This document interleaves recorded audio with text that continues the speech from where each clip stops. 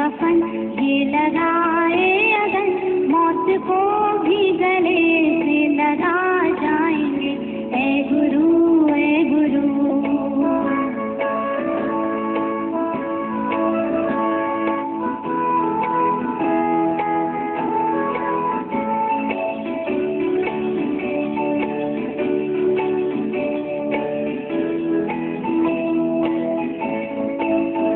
तेरी पूजा की थाली में लाए हैं हम फूल हर रंग के और हर डाल के। कोई ज्ञानी यहाँ, कोई योगी यहाँ, कोई त्यागी यहाँ, कोई वैरागी यहाँ। सही पर लगन एक है, ज्योत से ज्योत दिल की जला जाएंगे। ऐ गुरु, ऐ गुरु।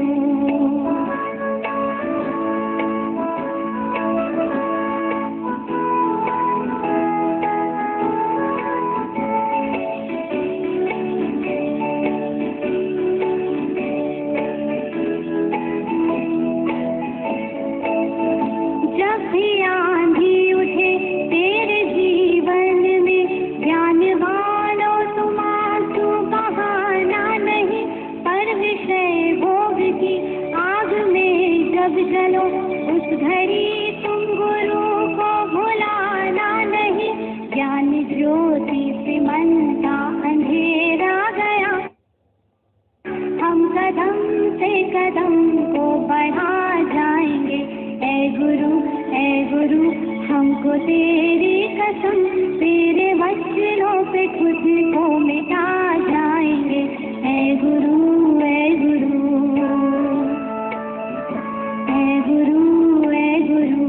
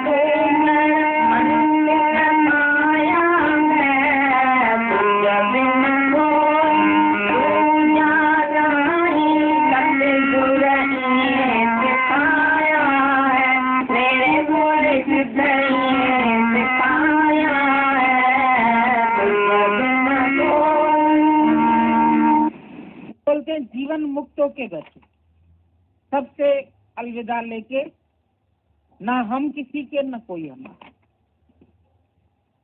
है वास्तविकता, लेकिन इस चीज को स्वीकार करो। अंदर वाला नहीं स्वीकार करता है। हम भी इसके हैं, ये भी हमारा है। मेरे 4 भाई है, मेरे 2 भाई है, मेरी पत्नी है, मेरा पति है। माना हुआ संसार, दुख भी तुमको माने हुए संसार से मिल रहा है। ईश्वर सृष्टि से कोई दुख नहीं मिल रहा, पर जिस सृष्टि को तुमने मेरा माना उसमें से कोई चला गया तो तुम रोते हैं। अखबार में कई लोग रोज मर रहे, कितनों के लिए पढ़ते हो, कितनों की न्यूज सुनते हो, तुम्हें कोई अफसोस नहीं होता।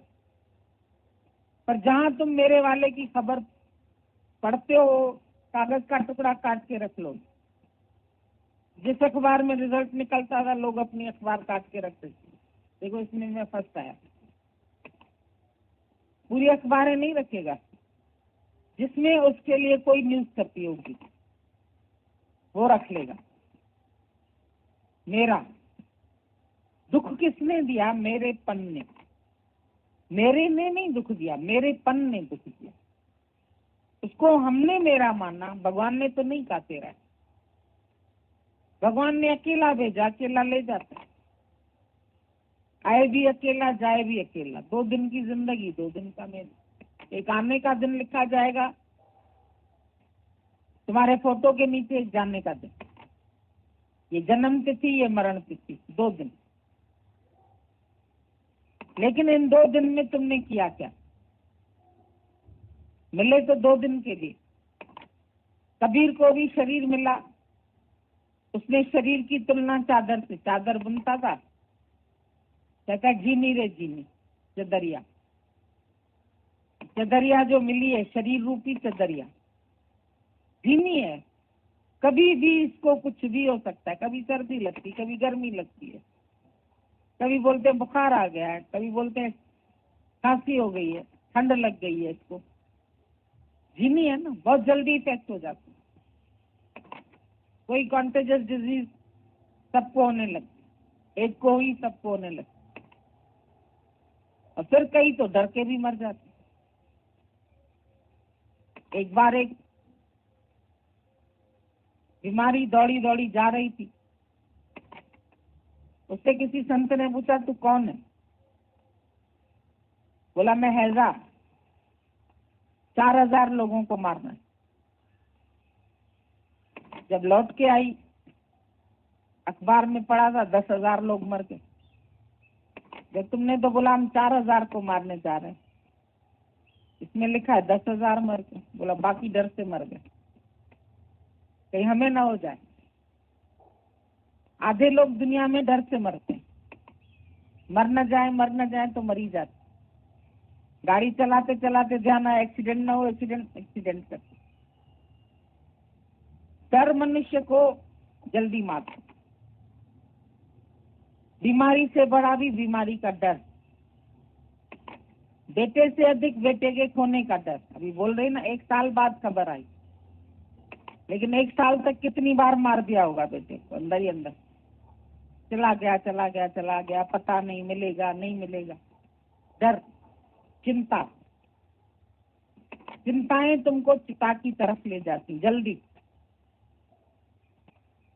कोई चीज है तुम्हारे पास, तुमने गाड़ी खरीदी, किसी पड़ोसी ने भी खरीदी, तुमने उसको संभाल के चलाया, कोशिश की एक्सीडेंट न हो, रात को तुमने उसके ऊपर कवर लगा के उसको रख दिया, सुबह उठ के तुमने उसको पानी से पोंछा, सफाई किया, नौकर से साफ करवाई गाड़ी, फिर आराम से उसको चलाया, तेजी से नहीं चलाया।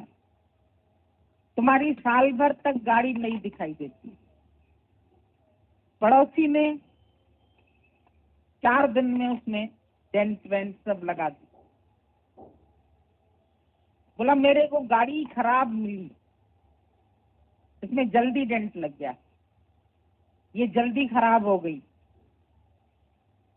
अब गाड़ी खराब मिली या गाड़ी एक सी मिली, एक ने उसको सही ढंग से चलाया, एक ने उससे टकरें लगाई। ब्रह्मज्ञानी को भी शरीर मिला, कबीर को भी शरीर मिला। वो कहता है दास कबीर जतन से ओढ़ी, ज्यों की त्यों धर गई। उसने अपने जीवन को साफ सुथरा रखा, उसने अपने जीवन को पवित्र रखा, उसके ऊपर परमात्मा भी आशिक हो गया। कबीरा मन निर्मल भया जैसे गंगा नीर, पाछे लागा हरीसरे। सारी दुनिया उसके पीछे गई, परमात्मा का रूप बनी।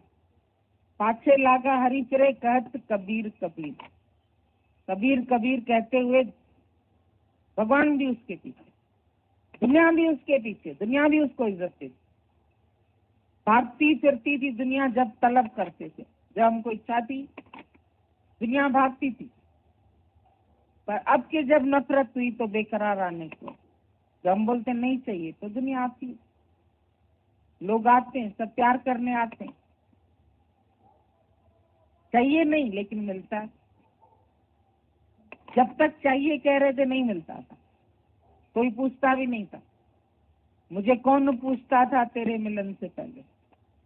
जब तक गुरु नहीं मिला था कौन पूछता था, कौन प्यार करता?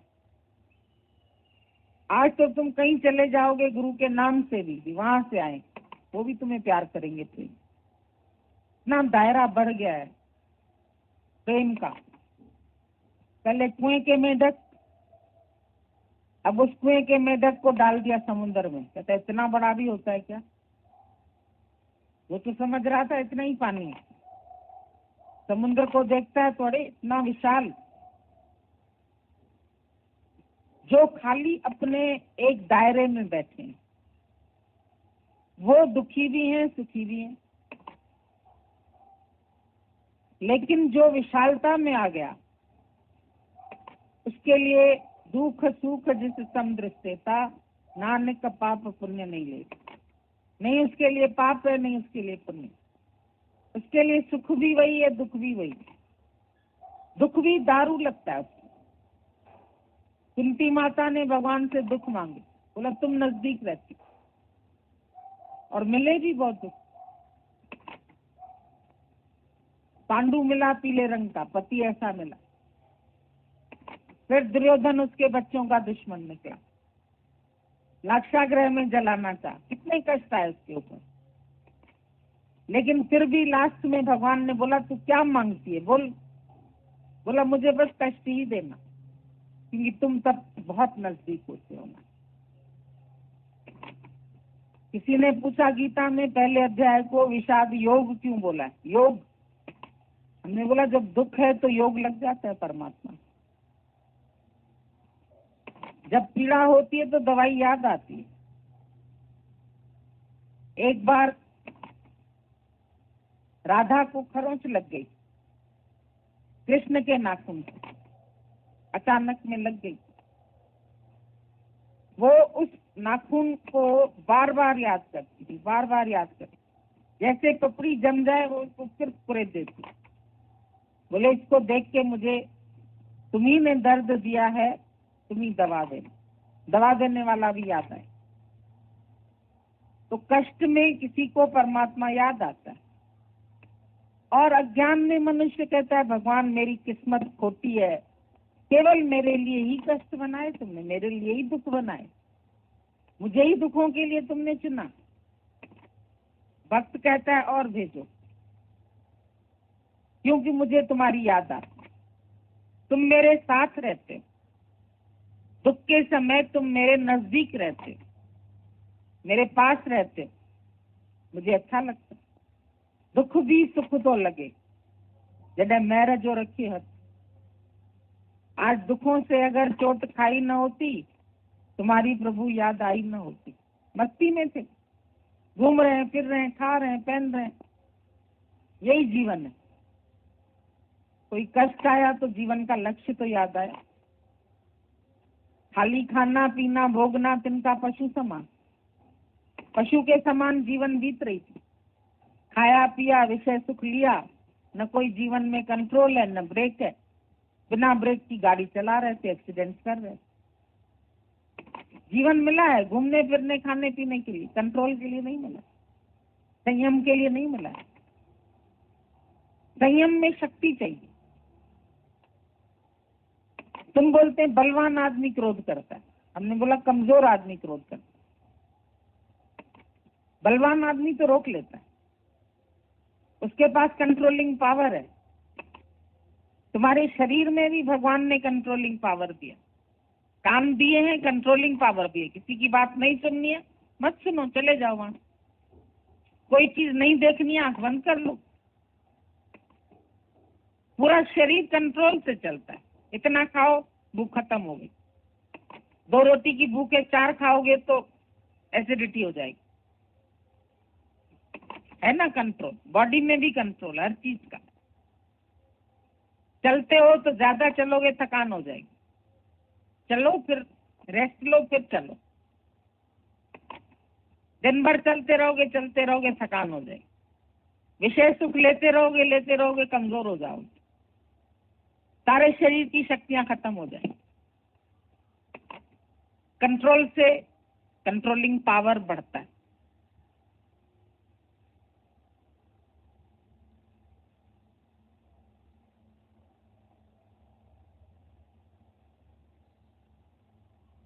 सभी को बहुत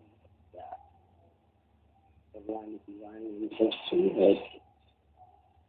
इतने सुंदर ढंग से गुरु हमें वास्तविकता का दीदार कराते हैं। सभी मनुष्य तन को धारण करिए, पर इस साधन को हमें करना क्या है, इसका लक्ष्य क्या है, कुछ नहीं मालूम।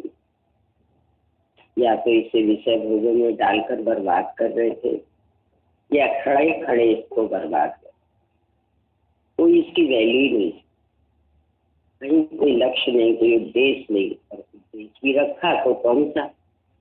भाई पढ़ाई लिखाई करना है, नौकरी करना है, शादी करना है, बच्चे करना है, वो करना है, ये इतने गुमराह थे। आज गुरु के मुख से सच समझ में आया तो अंदर ही अंदर कितना प्राश्चित होता है।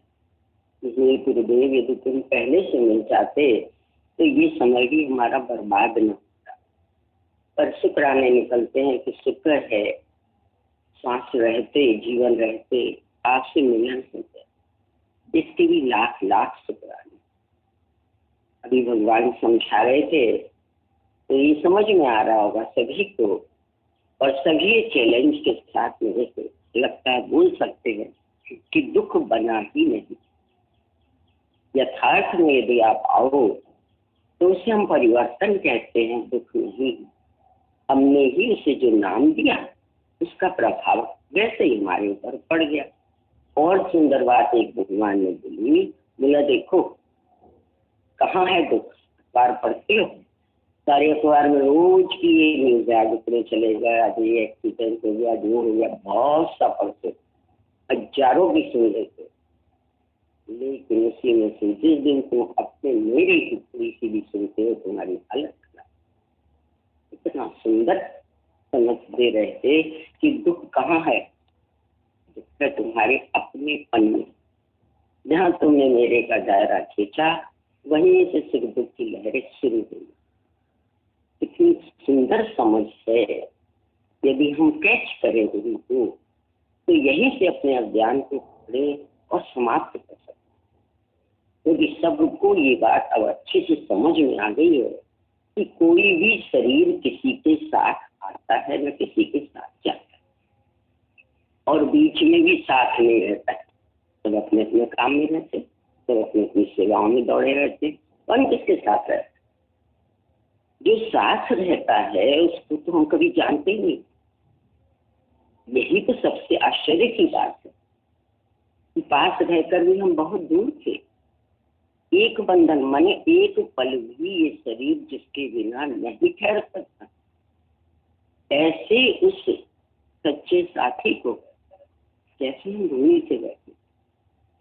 ये सब बातें जितना जितना सोचता है ना अंदर, ऐसे लगता है कि गुरु के कितने शुक्राने गाए, इसमें तो हमें हमारे रहवर से मिला।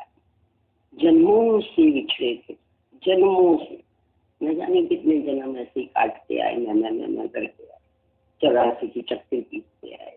फिर इस मनुष्य जीवन में भी जब तक गुरु नहीं मिला तो इसी मैं के बात करूँ। इतना हमने अपने जीवन का अनमोल समय नष्ट कर दिया। अब एक एक घड़ी का हमें सदुपयोग कर।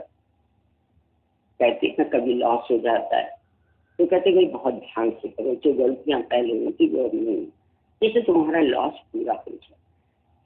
तो हमारे भी इनमें जीवन की जितनी सांसें, जितना समय अज्ञानता ने नष्ट कर दिया, अब उस सारे लॉस को हमें पूरा करना है गुरु की सच्ची समझ से।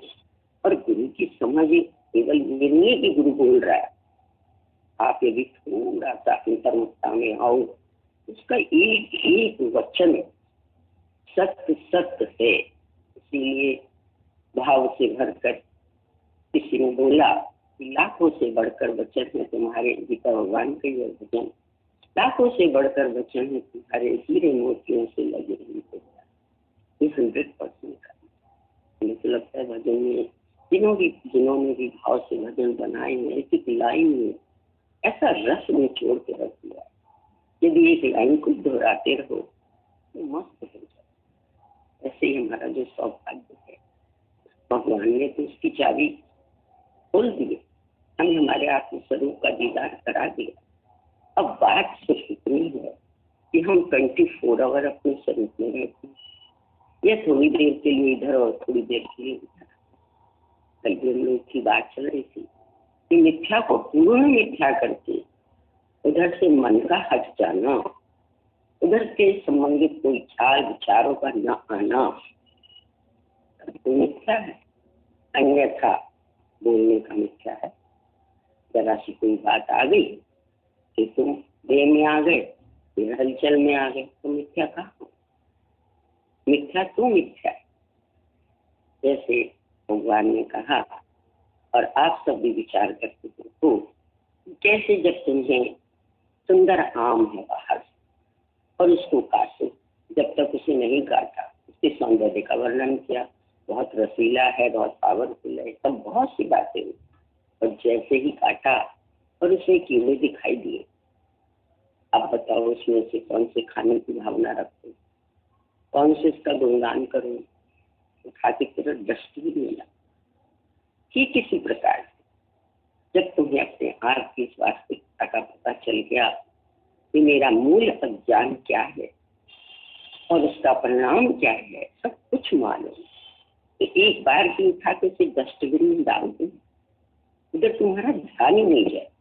उस कीड़े से भरे हुए आम को क्या तुम एक भी हाथ निकाल के खाने का मन करेगा? विचार कर। ऐसे ही अपने मूल अज्ञान को जब पता चल गया, समझ में आ गया और जीवन का लक्ष्य भी मिल गया, सबसे बड़ी बात तो यही है कि केवल हमको वैराग्य होता तो भी हम बिल्कुल ऐसे लगते जैसे पागलों की तरह कहाँ जाए, क्या करें चाहिए। पर गुरु ने बहुत सुंदर काम किया। एक तरफ आंखें खोली कि जो तू सच मान रहा है, आप बैठ, मैं तुझे दिखाता हूँ कि कैसे वो हर पल परिवर्तन सदैव एक सा रहने वाला नहीं है।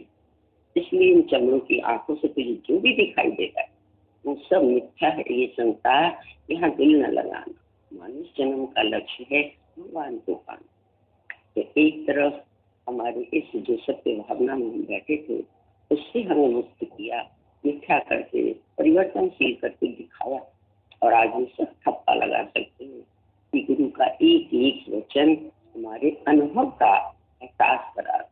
हम अपने अनुभव से कह सकते हैं कि हाँ, सचमुच जो कुछ भी दिखाई दे रहा है वो सब परिवर्तनशील मिथ्या है।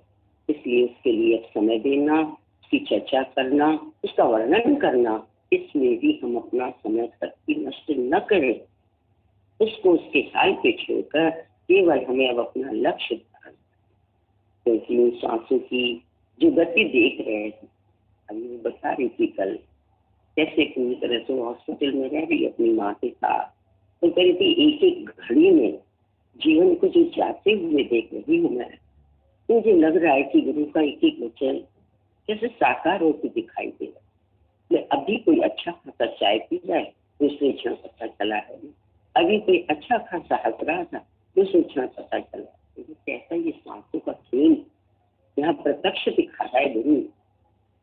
दिन भर में न जाने कितने जीवन आ रहे हैं, सबका अपना अपना अनुभव जिसको जहाँ से भी मिल रहा है, यही अनुभव मिल रहा है कि गुरु तो रोज कहता था इस देह से जो कुछ दिखाई दे रहा है सब मिथ्या है, परिवर्तनशील है, सब समय के खिलौने हैं, इनमें कुछ भी सच नहीं, ज्ञान कच्छ सांचे नहीं, जान लो मन में इतने मन नीत मनेंगे मेरे नीत तो मेरे प्यारे। इस बात को समझे, जो कुछ भी दिखाई दे रहा है सब परिवर्तनशील होने के नाते एक रस अवस्था को प्राप्त नहीं है। यदि तुझसे दिल लगाएगा तो जो इसका रूप है उसका परिणाम तुझे लेना पड़ेगा। सुख दुख मान अपमान लाभ हानि मिलन जुदाई, ये दंडी जोड़े तुझे लेने ही पड़ेंगे। इसीलिए भली भांति इस बात को समझ कर अपने सत्य के मार्ग पर चल। बहुत गई थोड़ी गई और थोड़ी ही नित्य जाए, ऐसा सोच विचार से अब मत देखा। शरीर सेवाधारी अपना धर्म निभा रहा है, प्रेम से सेवा भक्ति से, यहाँ जैसी आवश्यकता है तन मन धन से पूरा अपना कार्य में लगाए, क्योंकि ये परमात्मा का भक्त है, परमात्मा की कृति है। इसे इसके हाल पे छोड़ो, तो बहुत सुंदर है, बहुत सेवाधारी है, बहुत प्यार वाली है, बस तुम अपना काम उतार दो। अन्यथा उसी व्यक्ति की तरह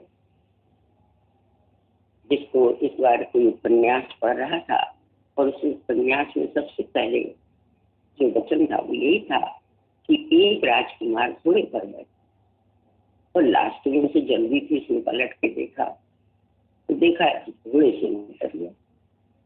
उसको क्यूरियोसिटी हुई आखिर उसने किया क्या, और जब पलटने लगा एक एक पेज पलटा, हर पेज पे टिक टिक टिक टिक टिक टिक टिक टिक टिक टिक टिक के अलावा कोई शब्द ही नहीं, कोई बात ही नहीं थी।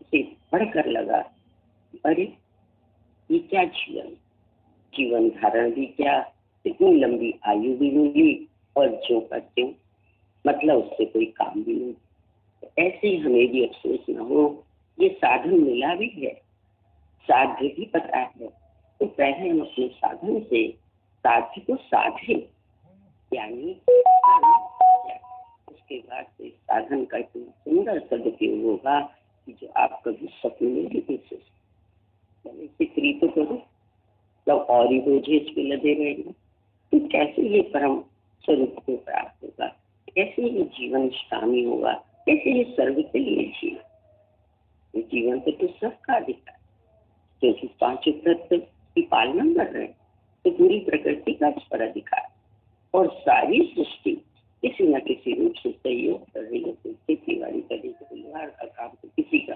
कपड़े का तो अनेक हाथों के द्वारा इसका पेट भी और इसका तन भी ढका, इसको घर बतलाया था।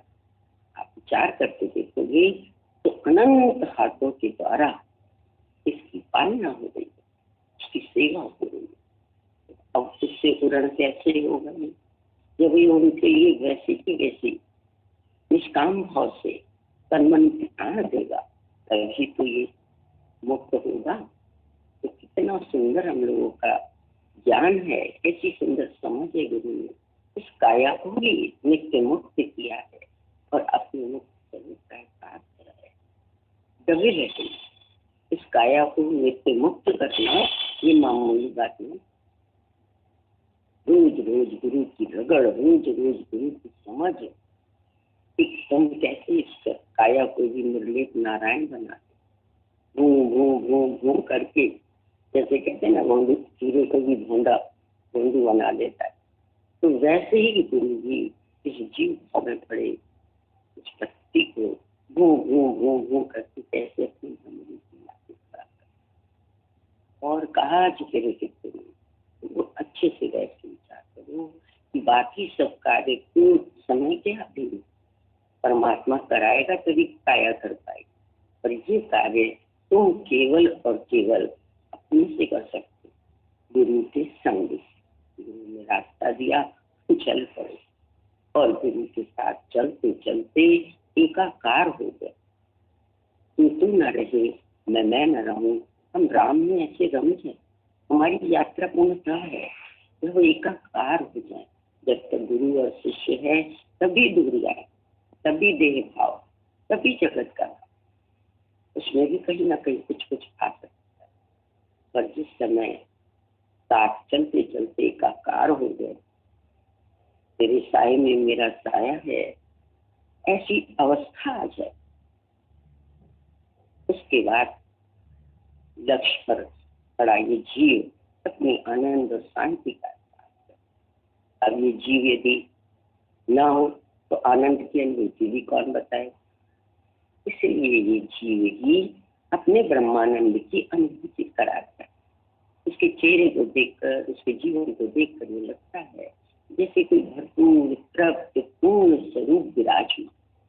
आज यही सबको देखते हैं गुरुजनों के सारे मार्गदर्शनों के, क्यों हम अपने चित्र टांगते हैं, क्यों उनको देख कर हमारा मन गदगद होता है, क्योंकि पूर्ण को देखकर अंदर में कहीं हमें भी पूर्णता का और उनका वो पूर्ण रूप में ये बताता है कि ये एक नहीं सब जो के क्यों करते, सोना तक ना कोई सबके अंदर लाए, मूर्ख गंध करने वाले गुरु का संग पाकर भी वो महामूर्ख है जो अपनी इस गांठ को नहीं खोलता।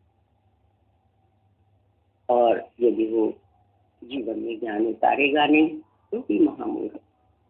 इसीलिए गुरु का संग, संग के साथ ऐसा संग, ऐसा रंग कि वो ही रह जाए, बाकी सब मिट जाए। ऐसे अंदर में भाव लाओ, ऐसे अंदर में प्रीत जगाओ कि प्रभु आपने जो मेहनत की है इस चीज को धीरे से राजकुमार की स्थिति में लाए हो, आज अपनी पूर्णता को प्राप्त होकर आपने लीन होकर आपके ही कार्य में ये पूर्ण जीवन लग जाए। ऐसा ही इसका भाव सबको मिले तेरी बख्शिश से, सबको मिले तेरी रहमत से, हर चेहरे पे रौनक रहे, ज्यादा न कभी लक्ष्य लेकर जब ये जीव चल पड़ेगा अपने प्यारे रहबर का, ऐसा हो नहीं सकता। ये कार्य इसके जीवन से हमारे जीवन की सफलता ये, इस जीव की भी सफलता यही है कि जो कुछ इसने प्रकृति का खाया पिया रहा सहा, वो किसी भी प्रकार से इस सत्य के द्वारा अपना उड़न कर तेरा तुझको अर्पण कर, ये इसकी को प्राप्त करें। बाकी तो सब आप सब अंदर से भाव से भरे हुए हैं और जो भाव आपके अंदर है वो मात्र शक्ति, मात्र की शक्ति कौन सी है? वही करुणा, वही दर्द, वही अपना, जैसे अपने अपने में कष्ट हो रहा है कैसे इसका निवारण करें, कैसे ये कुछ कर दे, कैसे ये हंसे, कैसे अपने ज्ञान से युक्त हो। ये जो दर्द, ये जो करुणा, यही वो महत्व है जो सर्व में परमात्मा ने जो का क्यों भरा। सभी उसके स्वरूप में, सभी उसको धारण करें और अपने जीवन को उसी का रूप बनाए। कैसे हमारे को ममतामयी ये पृथ्वी प्राप्त होती है, आज यदि धरती न हो तो हम किसी भी प्रकार से सृष्टि का एहसास भी कर सकते, कल्पना भी कर सकते। पहले ही धरती माँ अपने को खुद की एक खाद डालती कैसे कैसे करके तो हमें अनाज, फल, फूल, मेवा, मिष्ठान न जाने सब कुछ धरती से नहीं, तो इसी धरती से बहुत कुछ सीखते हैं कि इस जीवन के प्रति यदि तुम्हारा मोह होगा तो तुम्हारे जीवन से कुछ नहीं। और जिन्होंने अपने इस जीवन का मोह हटाकर उसको पूरी तरह से सर्व के लिए लगा दिया, तन का, मन का, धन का, दूसरे को दे दान के, तो सच्चा इंसान इस धरती का सभी अपने अपने जीवन को पूर्ण करें, क्योंकि हमें पूर्ण गुरु मिला है। रहे क्यों ना, पूर्ण गुरु के मिलने के बाद हमारे अंदर यदि कोई कमी रहती है तो हम अपने से अपने लिए हंसी के पास थोड़ी सी और थोड़ी सी मेहनत करके अपना कल्याण करते, तो कल्याण जब अपना हमारा हो जाता है तो जीवन भी कल्याणकारी। जो आप हैं आपका वही जीवन होगा। आप यदि किसी घर के सदस्य हैं तो वो जीवन आपको होगा। आप यदि अपने सर्वस्व हैं तो ये जीवन भी उसी का रूप होगा। जैसा आपका निश्चय होगा, निष्ठा होगी, वैसे ही आपकी काया का स्वरूप अपने आप हो जाएगा। सभी को बहुत बहुत प्यार, बहुत बहुत धन्यवाद। केवल भावनाएं तो आप सब ने व्यक्त की, बहुत अच्छा लगा, लेकिन अब उन भावों का स्वरूप हो जाए। राम जपत राम ही रह जाए, आपा ईश्वर हो जाए। सच बात है, ये भजन तो ऐसे लगता है कि कितनी पूर्णता का साथ करता है कि तू न रहे, मैं न रहूं, राम में ऐसे रम जाए, पानी में मिली जैसे नमक गली, हम राम में रहते रहे। नमक गली अपना अस्तित्व नहीं रखता। जब तक कर्मात्र भी अस्तित्व भाव में देह के अपने स्वरूप से दूर है, घाटा हमारा अपना है, किसी और का है। आज तक मनुष्य ने कभी किसी न कुछ दिया है न लिया है, पर अपना घाटा अवश्य किया है। यदि गुरुवाक्य सत्यम यही, तो यही कृपा अपने ऊपर करें कि अब हमें एक पल के लिए अपने शरीर से हट के जीना तेरी गली में, वरना तेरी गली में तेरे लिए प्राण निकले, भगवान ही करे। धन्यवाद सभी को, बहुत बहुत प्यार।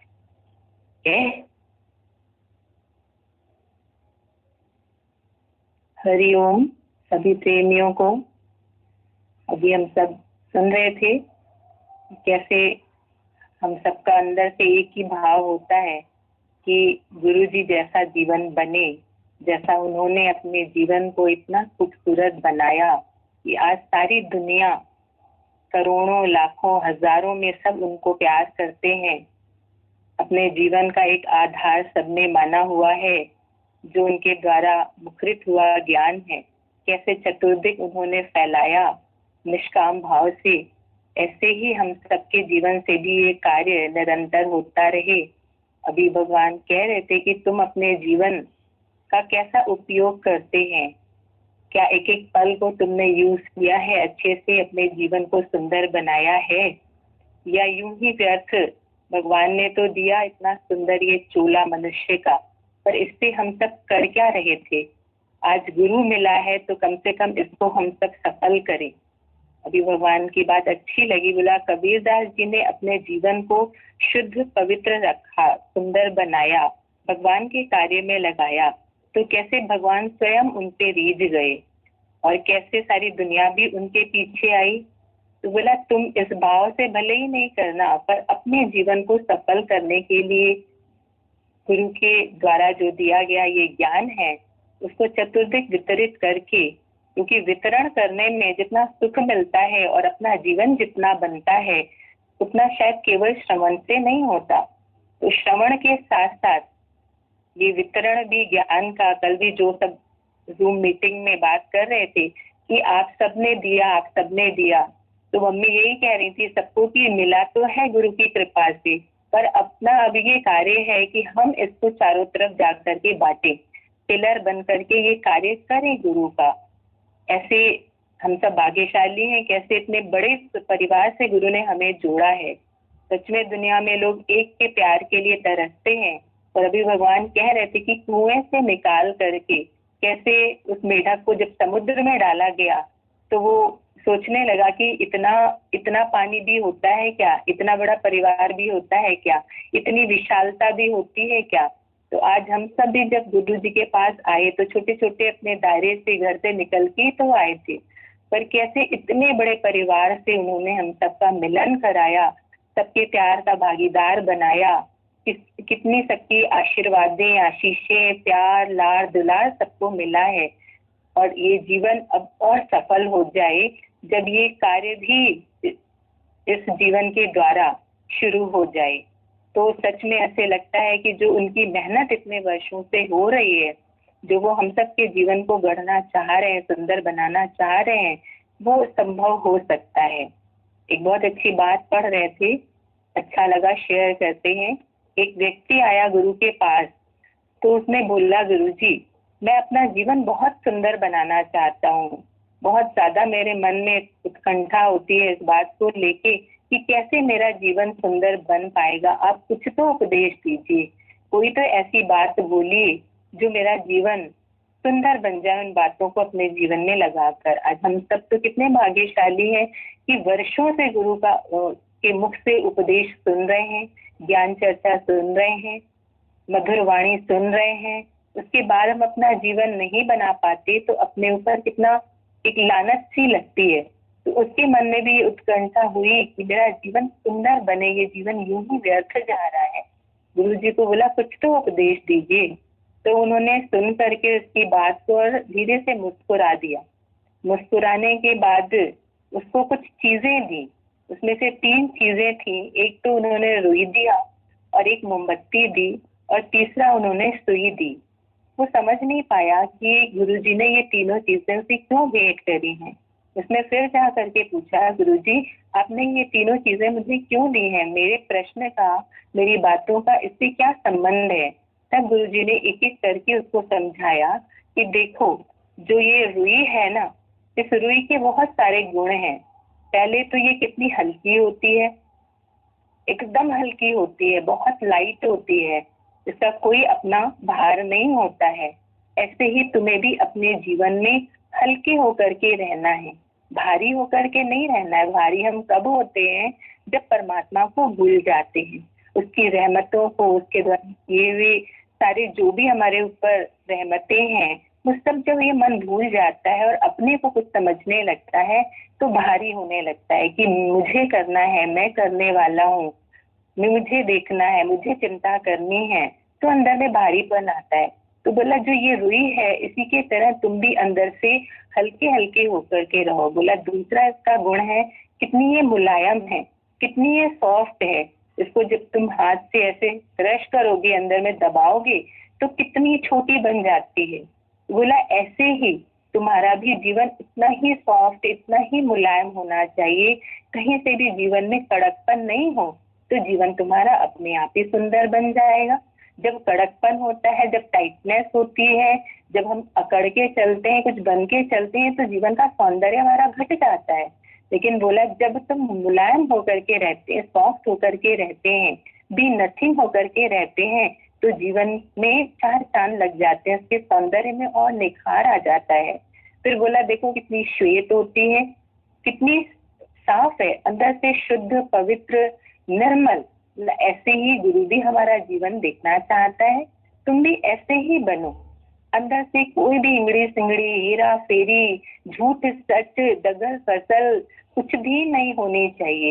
एकदम pure, be you as pure, as holy, as humble as your father is in haven.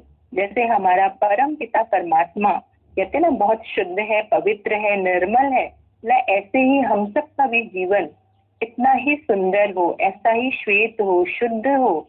तब उसको बोला कि देखो रुई की तरह अगर तुम श्वेत हो, निर्मल हो अंदर से, तो भी तुम्हारा जीवन बहुत ही खूबसूरत बनेगा।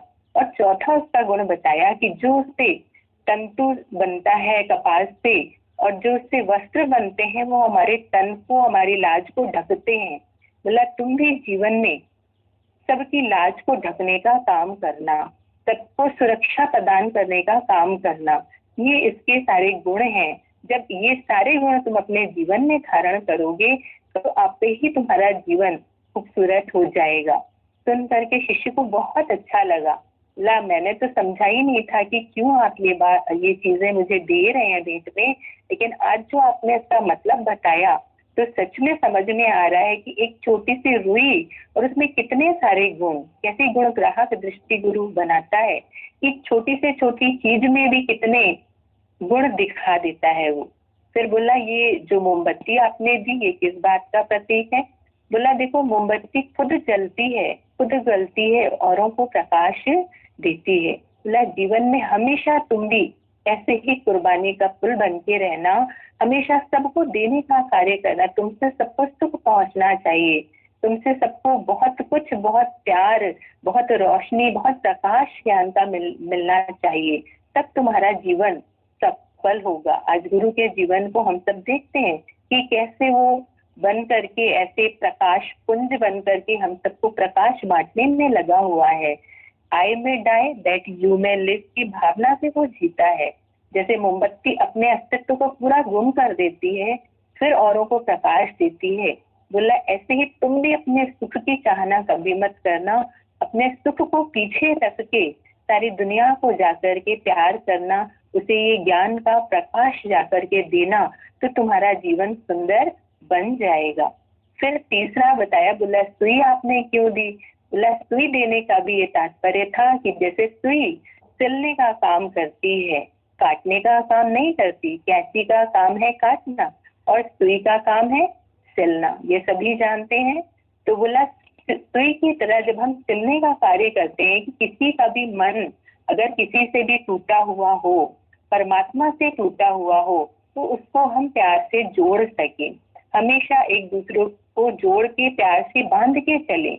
कभी भी किसी की बुराई किसी को बताकर, किसी का अवगुण बताकर, किसी का दोष बताकर के किसी को कहीं से काटने का प्रयास नहीं करना चाहिए। ये बहुत ही गंदी आदतें हैं जो सच में माया में थे तो सबके ही भीतर थी, लेकिन आज गुरु मिला तो कैसे उसने हमें भी जोड़ा हमारे परमात्मा से, जिससे हमारा मन हमेशा हमेशा के लिए टूटा हुआ था।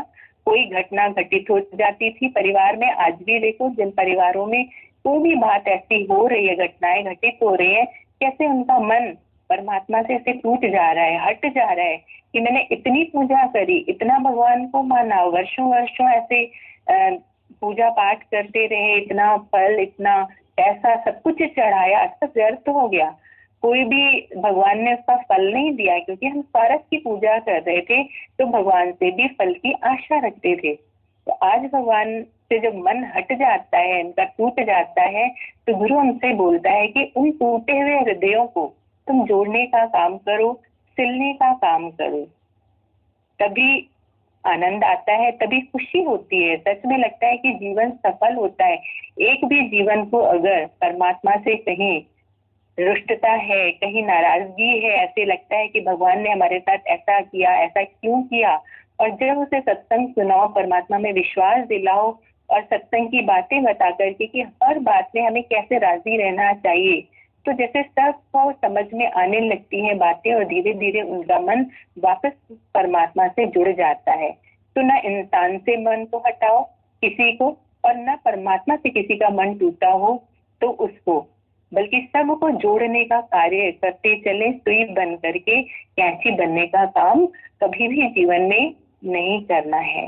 तो ये सारी सीख गुरु जी ने उस भगत को दी, अपने जो आया था व्यक्ति कि हमारा जीवन कैसे सुंदर बने, उसको ये बात बता करके उन्होंने बोला जब ये सारी बातें तुम्हारे जीवन में होंगी तो अपने आप ही तुम्हारा जीवन इतना सुंदर बन जाएगा कि सारी दुनिया तुम्हें आकर के प्यार करेगी, तुमसे ज्ञान के वचन लेकर के जाएगी। तो वो बहुत खुश होकर के नतमस्तक होकर के वहां से चला गया। तो आज हम सबके जीवन को सुंदर बनाने में गुरु का कितना हाथ है। अगर हम उसकी एक एक बात को सच में माने, ये कोई नई बातें नहीं है जो आपको हमने बताई, सब हम लोगों ने सुनी हुई है, सब जानते हैं, लेकिन वैसा आचरण अभी तक नहीं कर पा रहे हैं। इस बात का कष्ट गुरु को होता है। तो जो हम सुनते हैं उसको हम बुनते चले, हमारा जीवन दिनों दिन और सुंदर बनता चला जाएगा। सारी दुनिया के प्यार के हम हकदार हो जाएंगे। इतने बड़े परिवार से गुरु ने हम सबको जोड़ के रखा है। हम बहुत भाग्यशाली हैं। जितना अपने भाग्य की सराहना करें उतना ही कम है। Thank you. हरि ओम।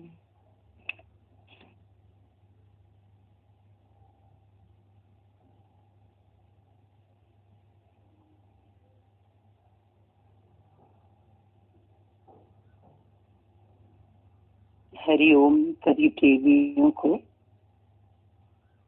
गुरु के प्रेमियों को, सत्संग प्रेमियों को, अपने लक्ष्य के प्रेमियों को, सब जो बैठे हैं, कैसे स्थिरता से, एकाग्रता से, तन्मयता से ये रामरस पी रहे हैं, ये वेदांत, ये ब्रह्म ज्ञान, ये आत्म ज्ञान रुचि पूर्वक पी रहे हैं।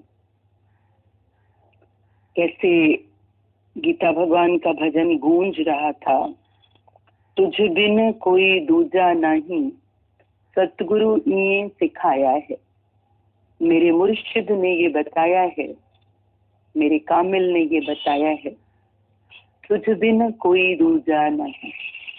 अद्वैत का ये जय घोष, ये उद्घोष कैसे गुरु के मुख से ही हम सब ने सुना। भले ही गीता रामायण सब पढ़ भी ली थी, लेकिन वो पाठ किया था, बस पाठ पक्का नहीं किया था, केवल पाठ किया था। कहते भी थे कि भाई हम पाठ कर रहे हैं, हम ना नियम है हमारा, गीता का पाठ कर रहे हैं, रामायण का पाठ कर रहे हैं, पर पाठ पक्का नहीं था।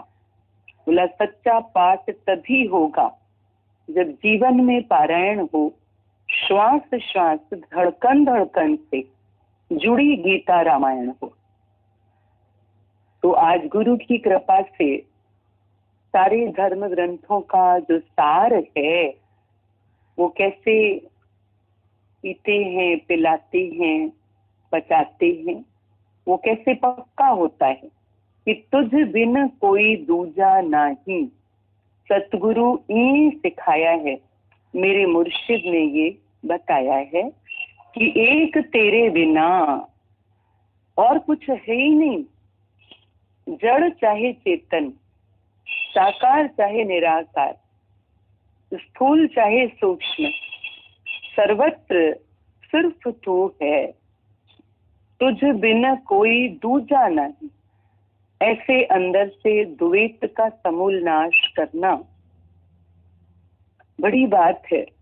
जहां हम द्वैत को, अद्वैत को पहचानते भी नहीं थे, अज्ञान भी नहीं जानते थे, ज्ञान भी नहीं जानते थे, वहां ये सत्य अंदर समा गया, रच बस गया। ये सत्य कैच कर सका मन, ये गुरु की वड्याई है, ये गुरु की ही कृपा है। गुरु बिना ज्ञान कहाँ से पाऊं, दीजो दान हरि गुण गाऊं। बोला मेरे मुर्शिद ने ये सिखाया है, मेरे कामिल ने ये बताया है। गुरु को मुर्शिद कहते हैं, कामिल कहते हैं। कामिल मुर्शिद मिला, जिसको पाकर मुरझाए मन का, अष्ट कमल दल खिला। हम सबको ऐसा कामिल मुर्शिद मिला है। मुर्शिद का अर्थ गुरु जी ने बहुत सुंदर बताया था। बोला मुंह से मुड़ना सिखाए जो, रस से जीवन में रियाजत यानी तपस्या को लाए जो, श से शौक पैदा करे सत्य को पाने का, और द से दर्द पैदा करे अपने कल्याण के लिए पीड़ा, अपने उद्धार के लिए पीड़ा।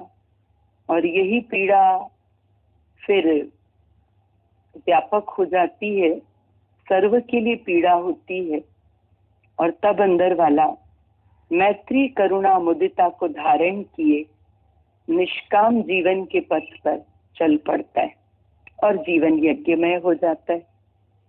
तो बोला तुझ बिन कोई दूजा नहीं, सतगुरु ने सिखाया है, मेरे मुर्शिद ने ये बताया है, मेरे कामिल ने ये सिखाया है।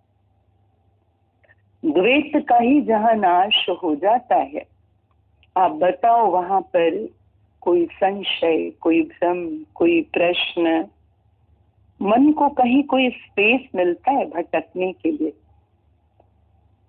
मन को स्पेस मिला भटकने के लिए? जब दूसरा बना ही नहीं।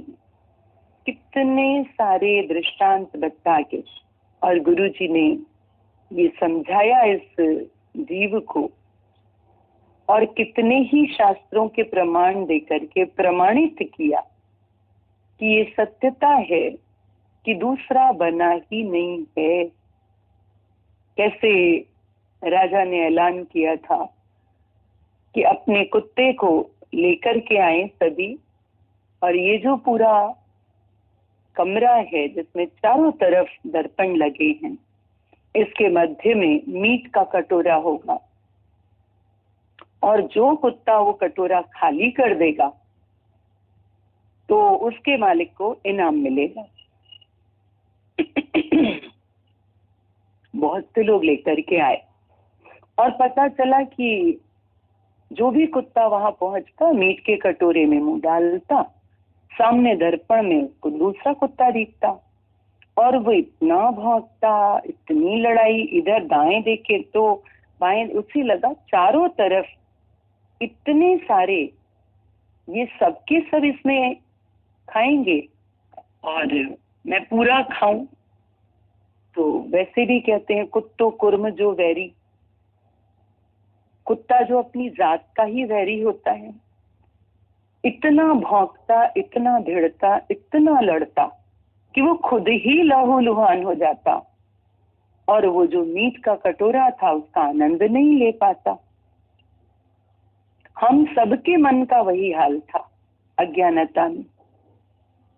सर्वत्र है अपना आप, जगत दर्पण के सदृश है, पर अपना आप न जानने के कारण ये मन कुत्ता, ये मन कुत्ता, कुत्ता क्यों बोला गया? जैसे कुत्ता अपनी जात का भी वैरी होता है, ऐसे ही ये द्वैत वाला मन, ये अज्ञानी मन सर्वत्र जात हमारी आत्मा न देखने के कारण सारा दिन भौंकता है। भौंकना माने अंदर चित्त चलायमान, मन हलचल में तुल, वाणी से भी दूसरे की ही चर्चा करेगा, और क्या करेगा? भौंकना और क्या है? तो ये मन कुत्ता जो है वो भौंकता है, भिड़ता है, दूसरा देख करके टकराता है, तो सारा दिन टकराता है। गुरु जी कहते थे टक्कर वालों को टक्कर मिलती है, शक्कर वालों को शक्कर। जीवन में टक्कर नहीं, शक्कर रखो। पर दूसरा देखा, फिर दूसरा देखते ही भांति भांति का भय, भांति भांति का भय। ये मेरा हिस्सा है, ये ना ले जाए, ये चीज इस पे मेरा अधिकार है, इसे ना मिल जाए, ये ऐसा ना हो जाए, तू मैं तेरा मेरा, इनसिक्योरिटी, बहुत प्रकार के भय, बहुत प्रकार की चिंताएं, संकीर्णताएं, संकीर्णता।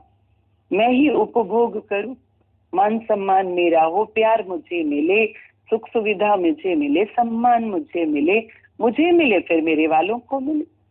इसी के ही तो झगड़े हैं चारों तरफ। तो इतना झगड़ा, जितना अंदर क्लेश है ना मनुष्य के, वो क्यों है? क्योंकि जगत के दर्पण में अपना आप नहीं देख रहा। और गुरु ने आके क्या समझ दी? बोला मेरे कामेल, मेरे मुर्शिद ने मेरी दृष्टि संवारी, केवल देखना ठीक किया, और जहां दृष्टि सुधर गई, संवर गई, एक ही भाव हो गया, वननेस एंड सेमनेस की स्थिति हो गई, वहां मन शांत हो गया। कहते हैं एक रानी थी, उसका कुत्ता आया और जैसे ही उसने मीट के कटोरे में मुंह डाला तो पूरा चट, और उठा के नजर देखा भी, दाएं बाएं भी, सामने भी, लेकिन किसी से प्रयोजन नहीं। वो पूरा भोजन अपना उसने मस्ती से किया। तो पूछा गया, इंटरव्यू हुआ कि आखिर इस कुत्ते को कैसे ट्रेनिंग दी, क्योंकि कुत्ता तो दूसरा देखते ही भौंकता है। तो उसने बताया, उन्होंने बताया, बोला जब से ये ऐलान हुआ था तो मैंने अपने कुत्ते को उसी दिन से ये ट्रेनिंग देना चालू कर दी। क्या ट्रेनिंग दी? जब जब इसके सामने भोजन रखा जाता तो इसके चारों तरफ दर्पण रख दिए जाते थे। तो शुरू में ये भौंका भी, भिड़ा भी, लड़ा भी। देखो जब लड़ता है ऐसे भिड़ते हैं, अब कांच से टकराएगा तो लहूलुहान नहीं हो जाएगा। तो सच्चे अर्थों में तो द्वैत में पड़ा ये जीव करता अपनी ही हानि है। लहूलुहान अपने को ही करता है, खूना खून अपने को ही किया कुत्तों ने, सबने। लेकिन जो ट्रेंड था उसने क्या किया? उसने भरपूरता से उस भोजन का आनंद लिया। इतना ही गुरु करता है। हमारे इस मन कुत्ते को इसे ट्रेंड करता है। कहता है इसे तुम ट्रेनिंग दे सकते हो। जब वो रानी उस कुत्ते को, जिसकी प्रकृति ही होती है दूसरा देख के भौंकना, जब उसे वो थोड़े समय में ट्रेंड कर सकती है कि नहीं ये सामने दर्पण में भी तू ही है, ये दाहिनी तरफ भी तू ही है, दूसरा कोई नहीं आया है, बाएं भी तू ही है, तू ही है, तो वो ट्रेंड हो गया। अब वो विचलित नहीं हुआ। हमको भी गुरु बोलता है ऐसा अभ्यास बनाओ। जहां तक जाती दृष्टि है, जहां तक फैली सृष्टि है, सर्व मम रूप है, सर्व मम रूप है। तो जो आनंद का कटोरा है, मीठ का कटोरा बोला ना, अपने स्वरूप से मिलन, परमात्मा से मिलन, मीठ, ये कब संपन्न होगा? कब ये आनंद रस का भोग कर सकोगे जो तुम्हारा अपना है? पूरा अधिकार था, हर कुत्ते का पूरा अधिकार था, लेकिन एक ही खा सका, बाकी सब वंचित रहे अज्ञानतावश। तो संसार में अज्ञानतावश, द्वैत के कारण और द्वैत जनित विकारों के कारण देखो कैसे ये जीव अपनी हानि कर रहा। और ऐसे में गुरु का आकर के हमारी मति को सूक्ष्म करना, इस मन को ट्रेनिंग देना, अद्वैत की निष्ठा देना, जीवन कितना आनंदमय, कितना आनंदमय। नहीं तो ये मन कूद कूद के ऐसा मकान मेरा हो ना, ऐसे कपड़े मेरे हो ना, ये सुख मेरे पास हो ना, ऐसा हो ना। गीता भगवान कहते थे उस रूप में तूने ही तो पहना है, अरे उस रूप में तू ही तो रह रहा है उस मकान में, अरे उस रूप में तू ही तो ये सुख ले रहा है, उस रूप में उस कार का मजा तू ही तो ले रहा है। विशालता में आओ, अपनी व्यापकता में आओ। बार बार अपने को एक ये देह मानना, बार बार नाम रूप मानना, बार बार शरीर मानना, ये चंडाल की झोपड़ी से कब निकलोगे? हो तो तुम राजकुमार, हो करके राजकुमार। एक रात रहा क्या वो? तू चंडाल की झोपड़ी से बाहर निकलने को तैयार नहीं। देखो परीक्षित को ये अंतिम शिक्षा, ये अंतिम जागृति देह की ममता से छुड़ाने के लिए ये दृष्टांत बताया गया। और परीक्षित सुनते सुनते एकदम चौंक गया। वो कौन सा राजकुमार होगा ना समझ, जो ऐसी गंदी चंडाल की झोपड़ी में पहले तो रात ही नहीं बितानी चाहिए, और मानो रात बिता भी ली तो सुबह जैसे ही अभी पहली किरण सूरज की निकली, तड़के सुबह सवेरे छोड़ देना चाहिए। और आप कह रहे हो कि वो झोपड़ी से निकलना ही नहीं चाहता था। कैसा था वो राजकुमार? क्या बोला? बोला वो राजकुमार कोई और नहीं, वो राजकुमार तो तू है। बोला मैं अपने से ही जैसे घृणा होने लगी, मैं कैसे? तब एक्सप्लेन किया, अच्छे से समझाया। बोला ये शरीर क्या है? चंडाल की झोपड़ी है, कहीं मांस है, कहीं खून है, कहीं मज्जा है, मल है, मूत्र है। विचार काल में थोड़ा विवेक खोल के विचार करते हुए थोड़ा देखो तो ये शरीर है क्या? चंडाल की झोपड़ी नहीं है। देखो जरा सा ऐसे रक्त कहीं दिखता है। बोलते हो सफाई करो, साफ करो, दाग लगाए, गंध लगाए, अंदर क्या है? बोला शरीर रक्त रोग का पुतला है। नीना मम्मी हमेशा कहते थे मल मूत्र का थैला है ये। ऐसे गंदे इस चोले को, ऐसे गंदे इस शरीर को मैं मानकर, मेरा मानकर, इसमें आसक्त हो करके, लिप्त हो करके कैसी भूल हुई है। तो गुरु इस राजकुमार को सुजाग करता है, सुजाग करता है। माना कि इस मनुष्य देह की महिमा भी है, मोक्ष का खुला हुआ द्वार है, लेकिन है तो परिवर्तनशील, है तो नश्वर। अभी बताई ना कबीर की बात गुरु जी ने, झीनी रे झीनी राम नाम रस बीनी। झीनी रे झीनी, दोनों बातें समझनी होंगी कि ये क्षणभंगुर है, नश्वर है, परिवर्तनशील है। देखो देह को अलग करो, विभाग करो, विभाग करो। तभी दादाजी कहा करते थे माय हॉर्स इज हंग्री। मैं खाता नहीं हूं, खिलाता हूं। मैं आता नहीं हूं, मैं जाता नहीं हूं। ऐसा अंदर का अभ्यास है, अनुभव है, विश्वास है, या बार बार अपने को पंच भौतिक शरीर मानते हो? तो ये बहुत ही सूक्ष्म विषय हैं, गूढ़ विषय हैं, जो आज गुरु की कृपा से बुद्धि के तल तक भी यदि समझने सहज हुए, समझ सक रहे हैं, तो भी बड़ी कृपा है। और अनुभव के तल तक पहुंचने के बाद तो आनंद ही आनंद है, हर क्षण जीवन मुक्ति का आनंद है। तो बोला तुझ बिन कोई दूजा नहीं, सतगुरु ई सिखाया है, मेरे मुर्शिद ने ये बताया है।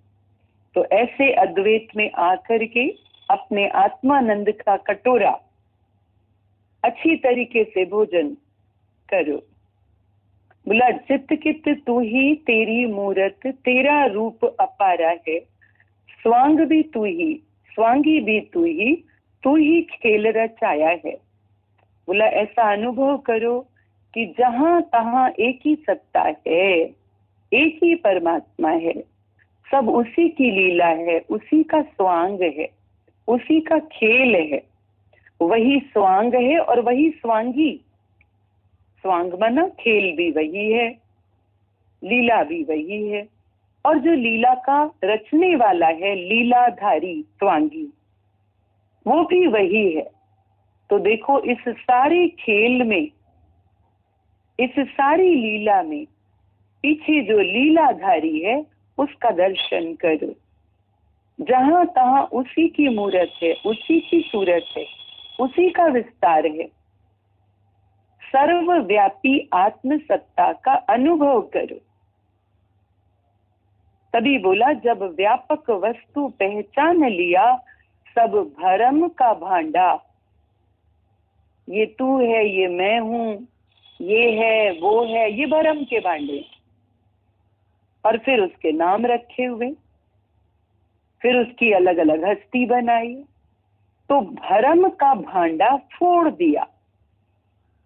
जब बर्तन टूट गए कुम्हार के, तो बची तो मिट्टी।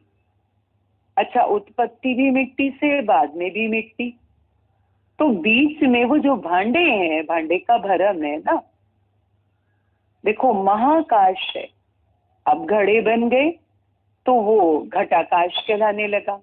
अब सारे घड़े टूट गए तो घटाकाश बचा, महाकाश ही बचा। पहले भी महाकाश था, बाद में भी महाकाश, और बीच में भी है महाकाश, जो घटाकाश होकर के प्रतीत होता है। तो बोला जित कित तू ही, तेरी मूरत तेरा रूप अपारा है, स्वांग भी तू ही, स्वांगी भी तू ही, और तू ही खेल रचाया है। बोला नाम भी तू ही, नामी भी तू ही, दिल विच भेद न पाया है। नाम बिना बेनाम भी तू ही, आप में आप समाया है। बोला नाम भी तू ही। इतने सारे जो नाम हैं, बोला ये सारे नाम एक ही परमात्मा के हैं, क्योंकि सहस तव नैन नन नैन है तो ही कहूं, सहस मूरत नन एक तो ही कहूं। निराकार भी है और साकार है, तो इतने रूपों में साकार भी है। निराकार तू है, साकार तू है। गाते हो ना भजन, भजन निर्गुण सरगुण आप है, सुन्न समाधि आप, आपे किया नानका आपे ही फिर जाओ। तो सर्वत्र जो समाया हुआ है, कंहिंखे साध चवा कंहिंखे चोर चवा तो रूप बनाया नवा नवा। तो बोला नाम भी तू ही, नामी भी तू ही। नामी माना जिस पे नाम रखा गया वो नामी हो गया। तो नाम भी तू है और जिस पर नाम रखा गया वो जीव, वो प्राणी, वो भी तू है। दिल विच भेद न पाया है, इसीलिए अंदर का सारा भेद समाप्त हो जाता है। कैसे गुरु हमें अभेद भक्ति, अव्यभिचारिणी भक्ति योग तक ले चलता है कि भेद भरम मेरा रहे न कोई, और दुख सुख दुनिया का व्यापे न कोई। बोला जब तलक है भेद मन में कुछ नहीं बन पाएगा, रंग लाती है ये भक्ति भेद मिट जाने के बाद। तो गुरु की कृपा से कैसे हम सबके अंदर का ये भेद समाप्त होता जाता है। तो बोला नाम भी तू ही, नामी भी तू ही, दिल विच भेद न पाया है, नाम बिना बेनाम भी तू ही। अब निराकार का कोई नाम ही नहीं, नाम तो सारे आकार पे रखे जाते। जब आकार नहीं, निराकार है, तो उसका कोई नाम भी नहीं। तो वही बोला नाम रूप नाश है, ब्रह्म का प्रकाश है। तो बोला नाम बिना बेनाम भी तू ही, यानी निराकार भी तू है और आप में आप समाया है। साकार भी तू है, निराकार भी तू है और स्वयं से स्वयं में ही समाया हुआ है। ओत प्रोत है जैसे बर्फ में जल, ओत प्रोत है जैसे आप देखो पट में तंतु, कोई वस्त्र होता है तो उसमें जो धागा है, सारे धागे खींच दो, देखो वस्त्र बचता है। तो आप में आप समाया है। ऐसे ही एक ही परमात्मा, वही निराकार साकार हुआ है और वही निराकार है, सब ओत प्रोत है, आप में आप समाया है, एक ही एक है। बोला जाम भी तू ही, साकी भी तू ही, आप शराब पिलाया है। श्याम भी तू ही, गोपी भी तू ही, ये खेल तेरे मन भाया है। बोला जाम भी तू ही, साकी भी तू ही। ये जो सच का जाम हम पी रहे हैं, ये जाम भी, ये आत्मज्ञान भी, ये ब्रह्म ज्ञान, ये वेदांत, ये विशुद्ध निष्काम प्रेम, बोला ये भी प्रभु तुम स्वयं हो और साकी भी तू ही। इस जाम को पिलाने वाले साकिया भी गुरु रूप में वो तुम हो। आप शराब पिलाया है, तुमने ही साकी हो करके हमें ये सच का जाम पिलाया है। तुम ही श्याम हो और तुम ही गोपी रूप भी हो। कैसे? श्याम जीवन में आया तब तो अंदर की गोपिका प्रकट हुई। कैसे प्रकट हुई? अंदर का प्रेम, अंदर की भक्ति, उसे प्रकट करने वाला भगवान ही तो है। तो बोला उधर श्याम तुम हो तो इधर गोपी भी तुम हो। बोला श्याम भी तू ही, गोपी भी तू ही, और ये खेल तेरे मन भाया है। ये लीला जो तूने रची है, बोला ये भी तेरी प्रेम लीला है, रासलीला है, तेरा ही रचा हुआ खेल। युगे युगे भक्तों की पुकार पर कैसे प्रकट होता है, उनके भाव पूरे करता है, उनकी सब ओर से रक्षा करता है।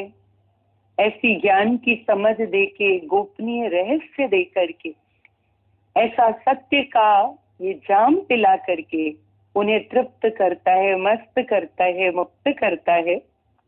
बोला ना, जब जब भी धर्म की हानि होती है और अधर्म बढ़ जाता है तो स्वयं निराकार परमात्मा साकार होकर के गुरु रूप में, प्रभु रूप में प्रकट होता है।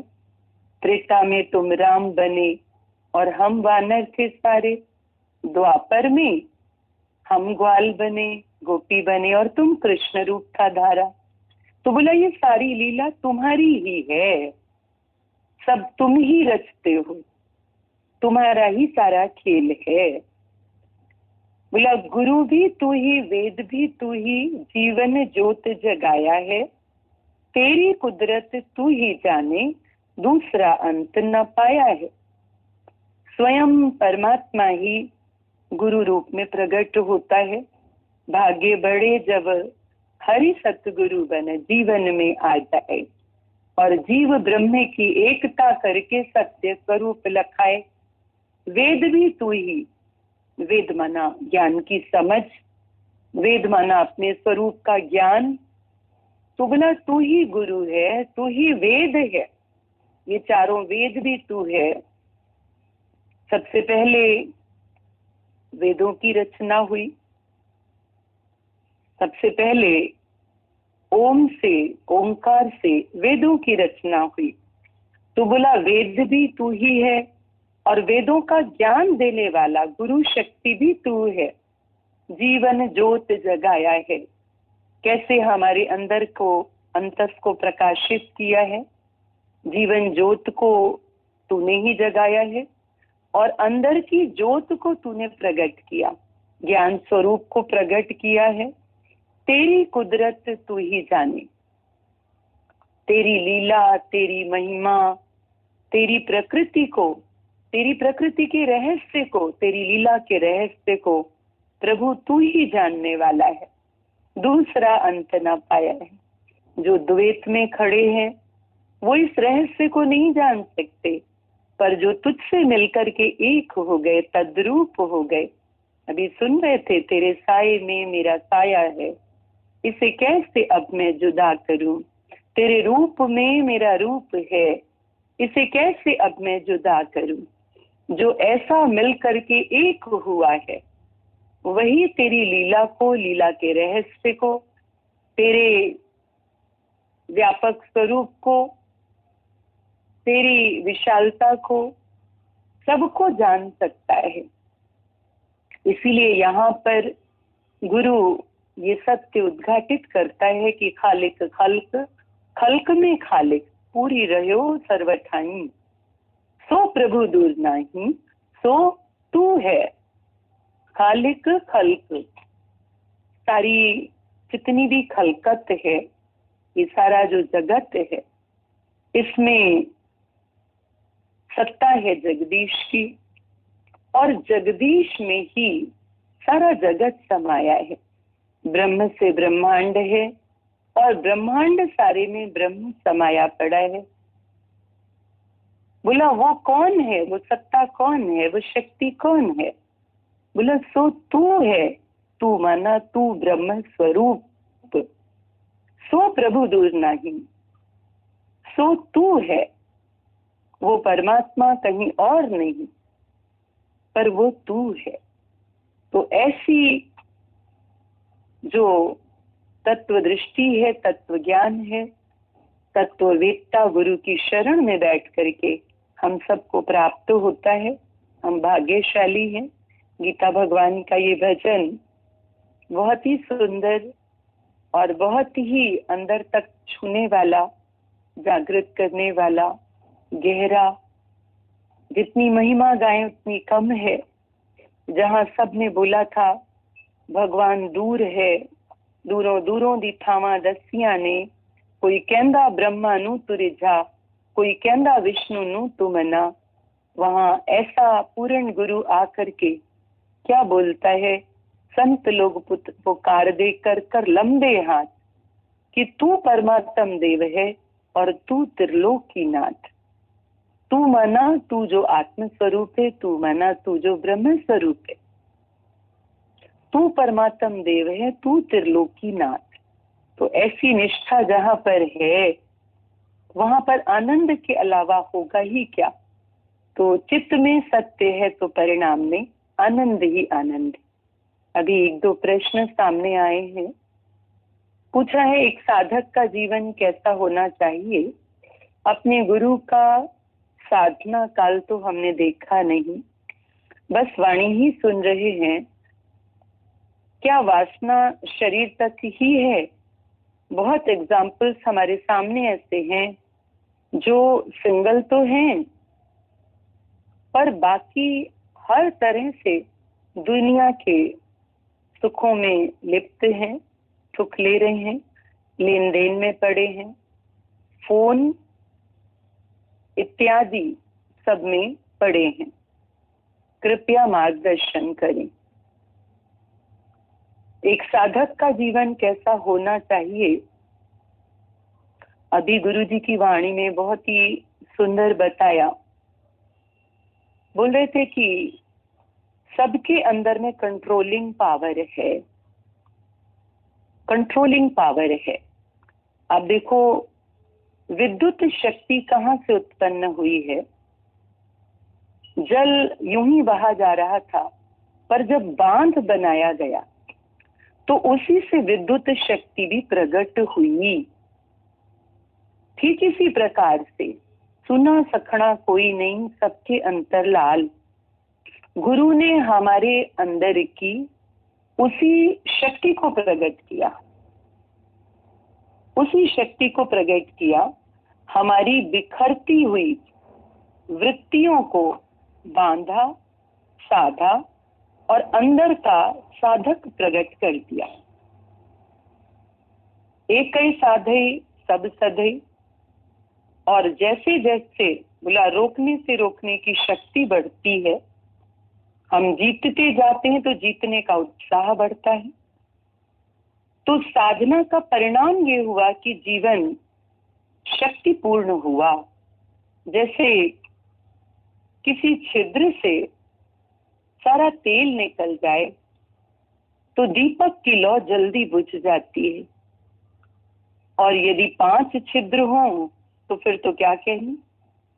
तो हमारे अंदर की ऊर्जा, हमारे अंदर के पावर्स, हमारी शक्तियां ऐसे ही विषय विकारों में नष्ट हो रही थी, और गुरु ने आकर के हमारी बहती हुई शक्ति को कैसे रोका, उन छिद्रों को भरा, हमें अंतर्मुखी बनाया और बताया कि साधक को प्रकट करो। साधक ऊर्जावान, बुद्धिमान, ज्ञानवान, कांतिवान, तेजमय होता है। गुरु का जीवन आदर्श है हमारे सामने। हम बहुत सारे जीवन ना देखें, क्योंकि बहुत सारी तरफ देखेंगे तो उलझ जाएंगे। गीता भगवान का प्यार अंग संग है, उनका आदर्श हमारे आगे है। अपने सामने एक सधा हुआ, चढ़ा हुआ पूर्ण पुरुष का आदर्श रखें। उधर देखिए और अपने जीवन को देखें, उधर देखिए और अपने जीवन को देखें। गीता भगवान ने बोला जो एक कर सका है वो हर एक कर सकता है।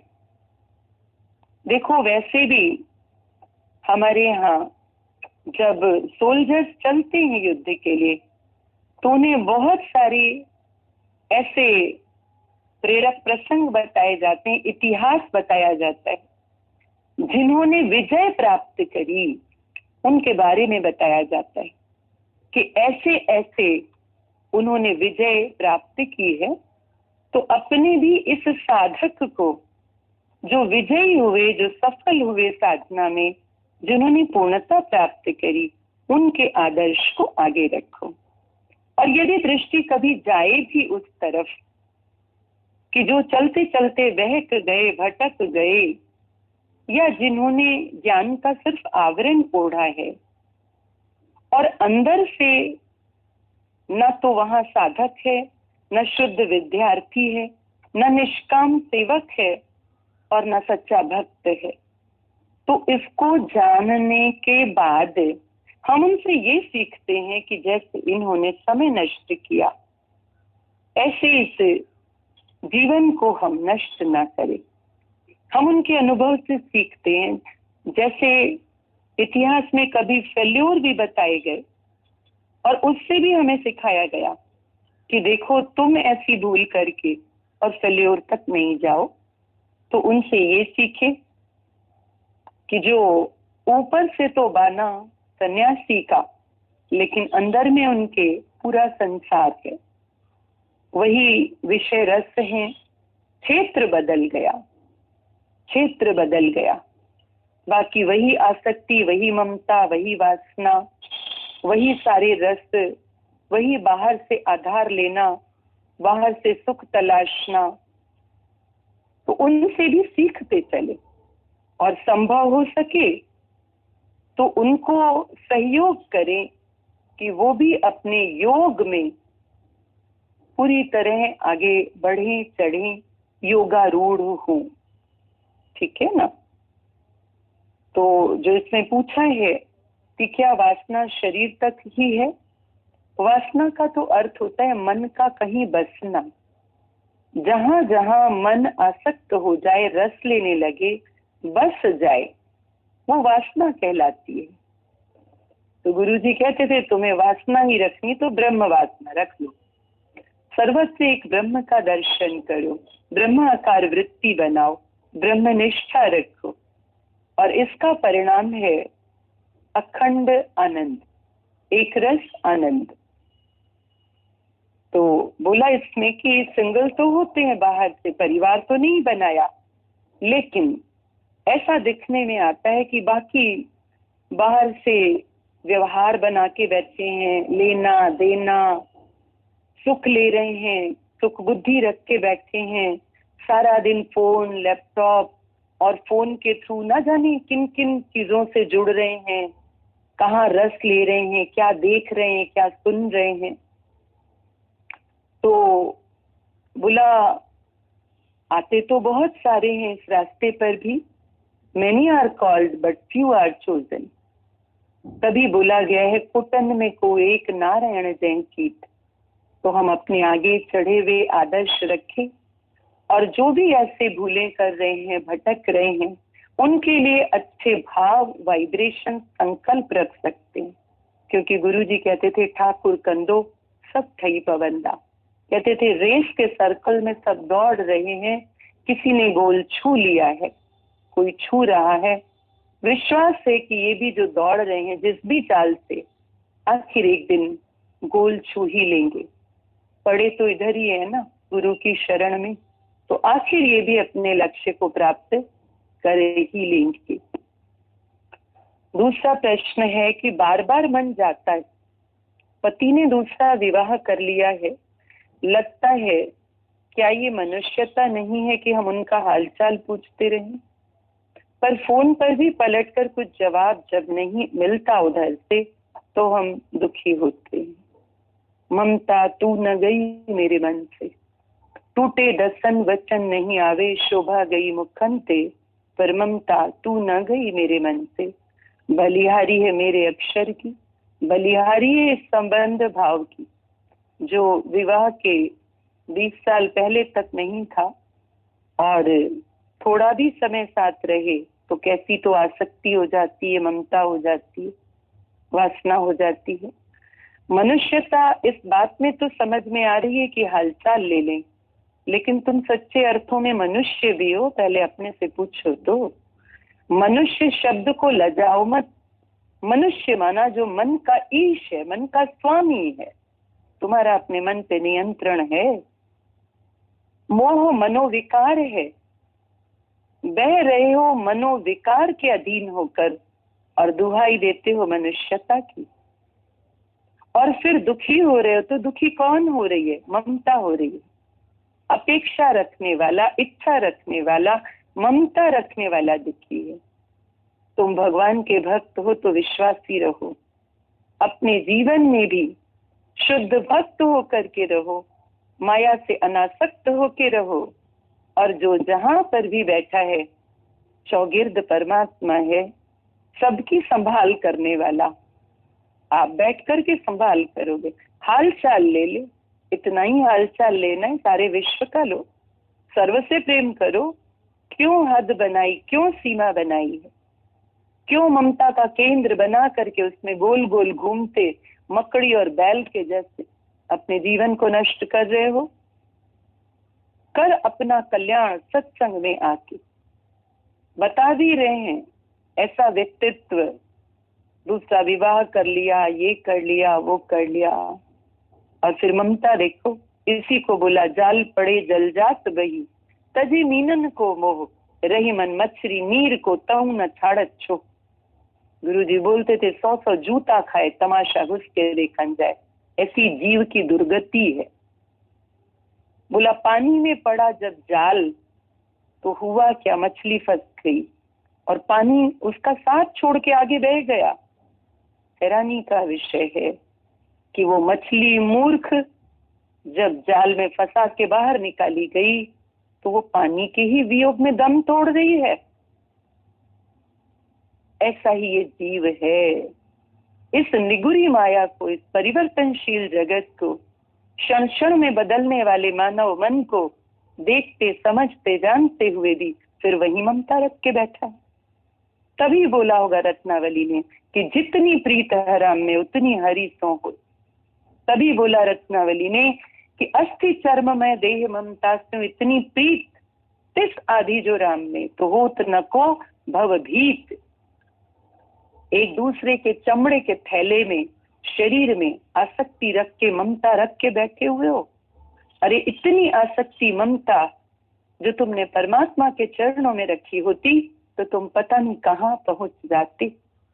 जो हर क्षण तुम्हारे प्राणों का आधार है, श्वासों का आधार है, अभी सुन रहे थे, सबकी पालना करने वाला प्रकृति के रूप में जो निरंतर साथ है, सदा बसत हम साथ, उसे भूल करके और जाके संसार में पड़े हो।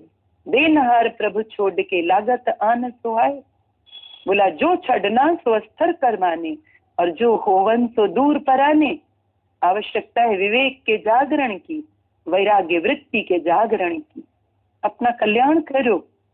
ये भांति भांति की लीला कर रही है माया। तुम योगी हो, तुम भक्त हो, तुम्हें माया फंसाना नहीं चाह रही, प्रभु के श्री चरणों में बिठाना चाह रही, और तुम फिर जाकर के अपने फसाव का साधन बना रहे। बोला ना विषाद जीवन में क्यों आया, योग कराने के लिए।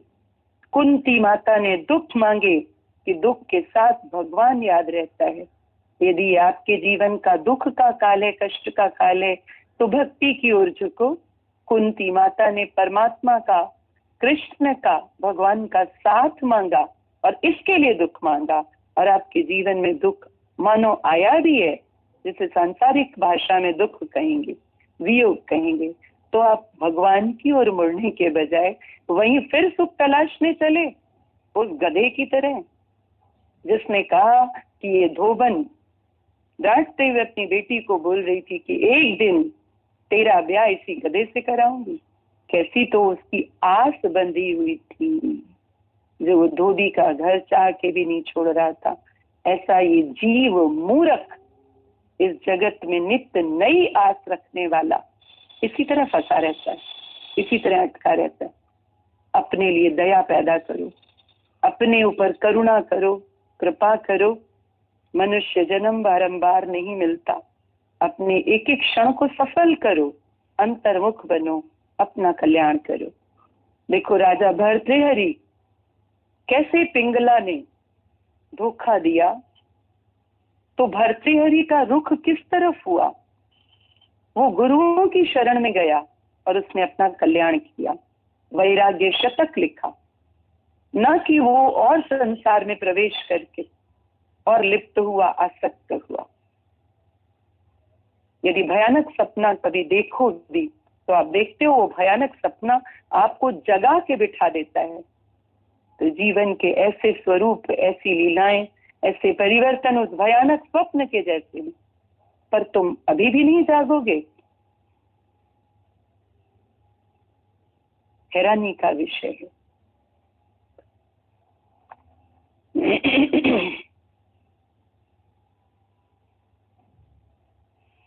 पाना नहीं जीवन को पलटना है साधना, पाना नहीं जीवन को पलटना है साधना, धुएं सा जीवन मौत है,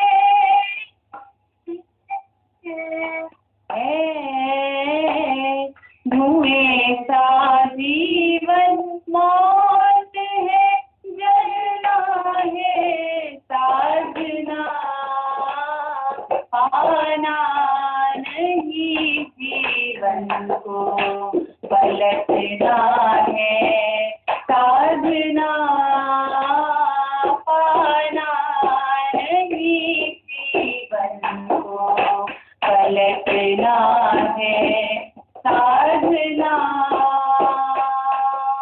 मूंद मुंडाना बहुत सरल है, मन मुंडन आसान नहीं, मूंद मुंडाना बहुत सरल है, मन मुंडन आसान नहीं, व्यर्थ भभूति रमाना तन पर, यह भीतर का ज्ञान नहीं, पर की पीड़ा में मोहता,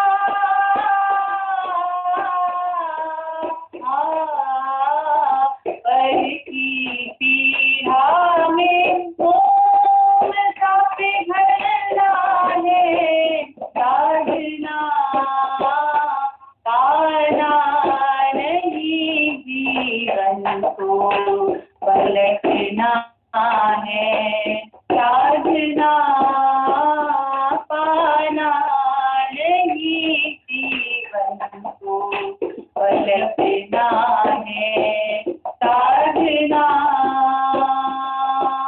मंदिर में हम बहुत गए पर मन यह मंदिर नहीं बना, व्यर्थ शिवालय में जाना, जीवन शिव सुंदर नहीं बना, पल पल समता में इस मन का,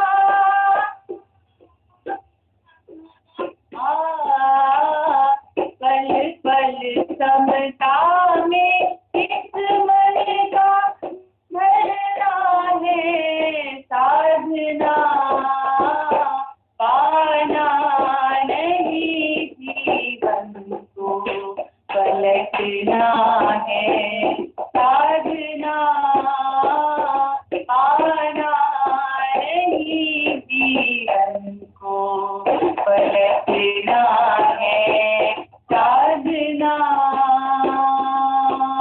सच्चा पाठ तभी होगा जब जीवन में पारायण हो, सच्चा पाठ तभी होगा जब जीवन में पारायण हो, श्वास श्वास धड़कन धड़कन से जुड़ी गीता रामायण हो, श्वास श्वास धड़कन धड़कन से जुड़ी गीता रामायण हो, तब तट पथ पर पल पल मन का,